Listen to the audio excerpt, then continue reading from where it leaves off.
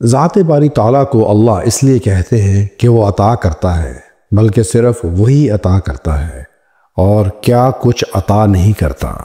زندگی، جسم، ہاتھ، پاؤں، بصیرت و بصارت، سماعت و حرکت، غور و فکر کی قوت اور صلاحیت، دل اور دل میں ایمان کا نور، دماغ اور دماغ میں فکر کا شعور، یہ سب کچھ اسی کا عطا کرتا ہے۔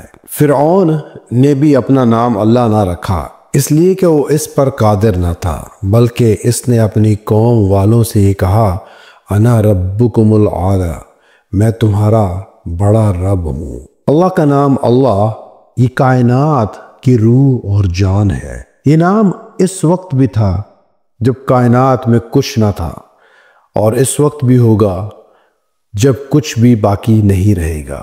یہ نام کائنات کی روح اور جان ہے۔ یہ دنیا اس وقت تک قائم رہے گی جب تک کوئی ایک بندہ بھی اللہ کا نام اپنی زبان سے لیتا رہے گا، اور جب کوئی دنیا کا انسان اپنی زبان سے یہ نام اللہ لینے والا نہیں رہے گا تو قیامت برپا ہو جائے گی، دنیا تباہ و برباد ہو جائے گی، کیونکہ اللہ تعالیٰ کو ایسی دنیا کی ضرورت نہیں رہے گی جس میں کوئی اس کا نام لینے والا نہ ہو۔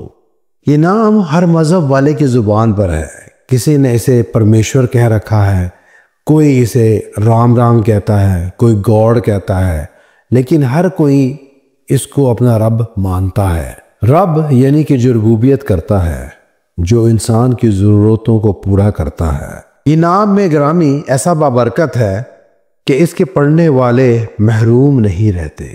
انبیاء، اولیاء، صحابہ اور سبھی بزرگوں نے اس کے نام کو بلند کیا ہے۔ اس نام اللہ کو جب حضرت آدم علیہ السلام نے اپنی زبان پر اس کا ورد کیا تو ان کے دل کو سکون مل گیا۔ اس نام کی برکت سے حضرت زکریا علیہ السلام کے بڑھاپے میں یحییٰ علیہ السلام ان کو ملا۔ اس نام کی تاثیر سے سیدنا ابراہیم علیہ السلام کے لیے جلتی ہوئی آگ ایک خوبصورت گلشن میں بدل گئی۔ اس نام کو یونس علیہ السلام نے جب مچھلی کے پیٹ میں لیا تو ہم سے نجات ملی۔ حضرت موسیٰ علیہ السلام نے جب اللہ کو پکارا تو پتھر کے چشمے رواں ہو گئے اور دریا میں سے راستہ بن گیا۔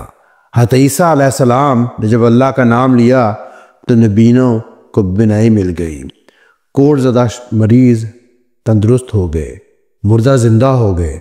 حضرت محمد صلی اللہ علیہ وسلم نے جب اللہ کا نام لیا تو کافر کے ہاتھ سے تلوار جو ان کی طرف سونپی گئی تھی گر گئی، کنکریاں بول اٹھی، چاند کے دو ٹکڑے ہو گئے، چٹانوں سے سخت دل کے اندر ہدایت آ گئی۔